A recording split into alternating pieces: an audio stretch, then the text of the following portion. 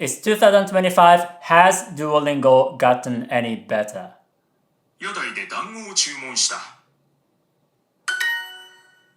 お月見のために日光へ旅行した。What did you say? Nikko? That's not a real word. It's Nikko. So it's the pitch pattern that's wrong. Nikko is high, low, low. But she said Nikko, low, high, high, which sounds pretty weird. Are you guys old enough to know Kizuna Ai, the VTuber, the OG VTuber? A lot of people mispronounced her name as Kizuna Ai. So she made an entire video correcting people's wrong pitch patterns. I know many non-native speakers tend to have strong opinions about pitch accent, but at least for many native speakers, pitch accent is very important. It doesn't mean you have to be perfect as a non-native speaker, but for non-native speakers, we have to be perfect. お月見のために日光へ旅行した。正月は親戚がうちに集まる。So Duolingo's AI voice often sounds a bit weird. It sounds like a non-native speaker, and I know people have different opinions about this, but if I want to learn a new language, I want to learn from examples spoken by native speakers rather than non-native speakers. 風呂に入り。So she mispronounced it. It's hairi, but she said iri. たいです。My body is nice and warm in the spring weather. That's an interesting sentence. のよでたいが It's not. It's karada, not tai.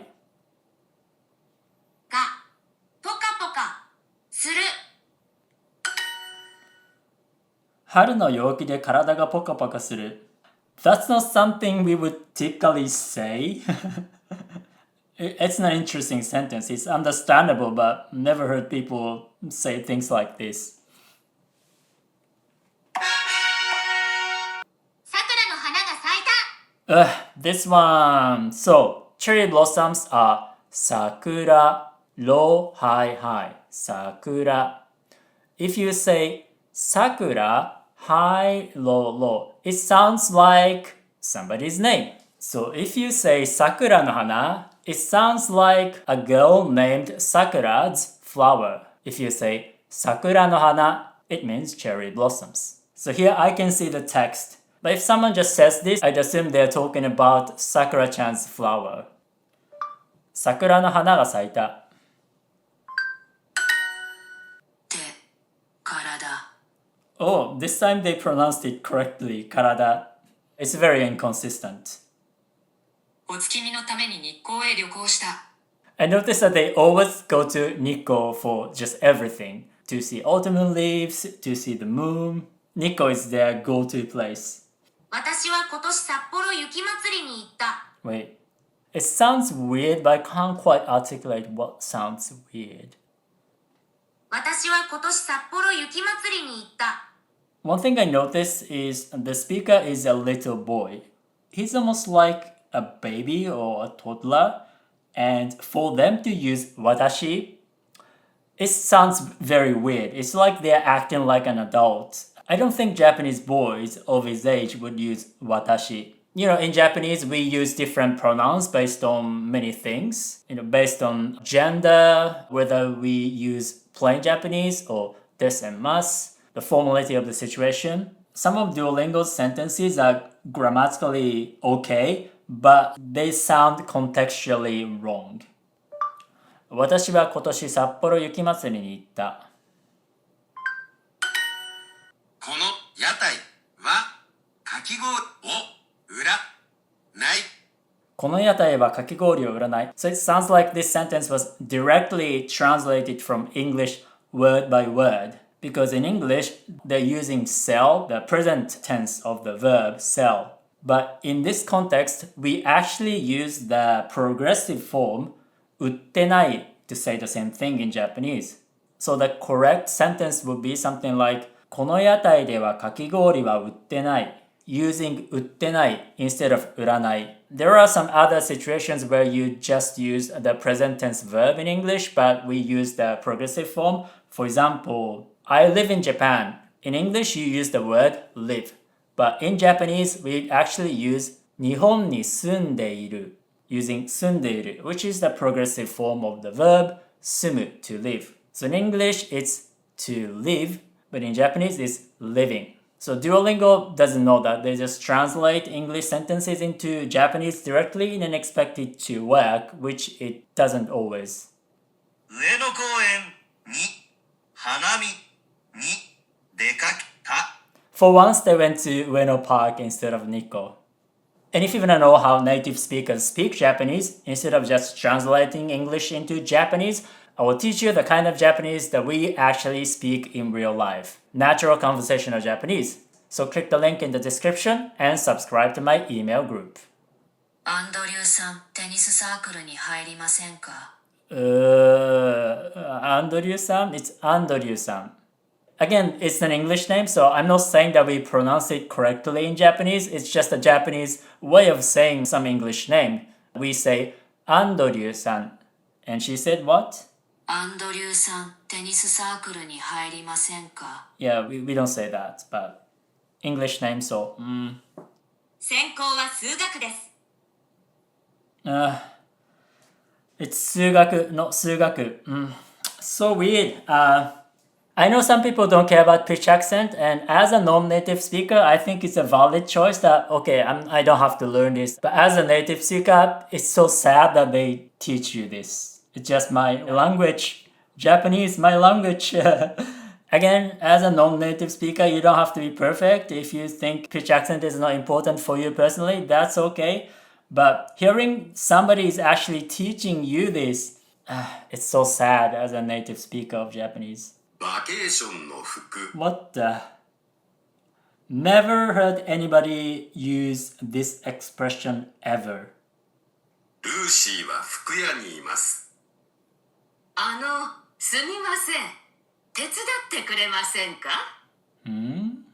We don't typically say that at the clothing store. バケーションに行くから新しい服が欲しいんです。 So Lucy is at the clothing store and she said something like, "Can you help me?" But 手伝ってくれませんか? We don't say that in this situation. She said, バケーションに行くから. We don't say that in Japanese. We would say something like, 旅行に行くから. We're going on a trip. But we don't use the word vacation, vacation typically in Japanese. It sounds like they literally Google translated the whole sentence. ワンピースを見せてください。リリーはルーシーに緑のワンピースを見せます。 So can you show me some one piece dresses? So she saw a green one piece dress. これはダメです。赤いのはありますか？ It's kinda, this woman is pretty rude. We don't say that. We don't say これはダメです at the staff member. It's so rude. The other person is trying to help you. Why do you have to be so rude? 完璧です。これでバケーションの準備ができました。 This was a weird conversation. We don't talk like that in Japanese. 教科書を見せてください。大学のお店で定規を買いました。 It's 定規. High, low, low. It's not 定規, low, high, high. 大学のお店で定規を買いました。 Some people say, oh, different dialects have different pitch patterns.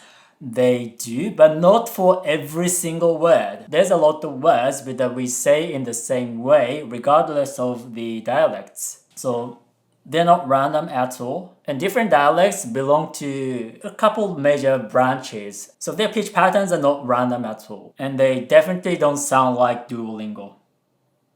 こん、か、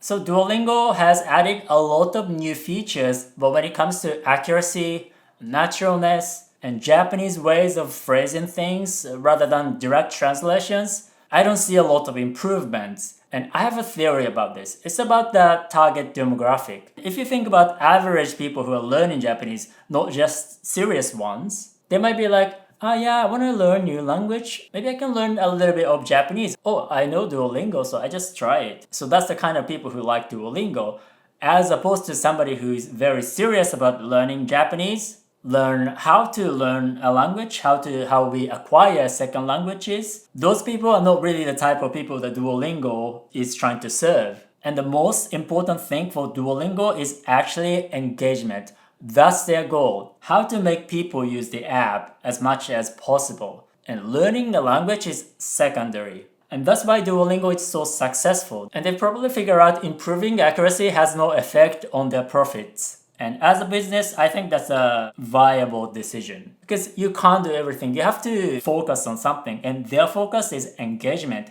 streaks, make the app as addictive as possible. And they're very successful on that aspect. And also, when it comes to learning Japanese, different people have different goals. So, for some people with certain goals, maybe Duolingo is the right resource. So I wouldn't say nobody should use Duolingo. It really depends on your goal. But the type of people I make my content for are completely different. I make content for people who want to learn Japanese seriously, somebody who wants to learn natural, native Japanese, all the nuances, complexities, and how we actually write and speak Japanese, not simplified versions of Japanese that textbooks and apps often teach. And it's a good thing that there are different resources for different types of people. I just picked my audience. But since I'm passionate about languages, I love learning languages, and when I do, I want to learn all the nuances, cultural insights, complexities, and I love how different languages have different ways of phrasing the same ideas. And when I learn language, I want to learn how exactly native speakers write and speak instead of the textbook versions of the language. So I make my Japanese content for like-minded people. So if that's you, I will teach you the kind of Japanese that real-life Japanese people today actually write and speak. So click the link and subscribe to my email group, Japanese with Yuta.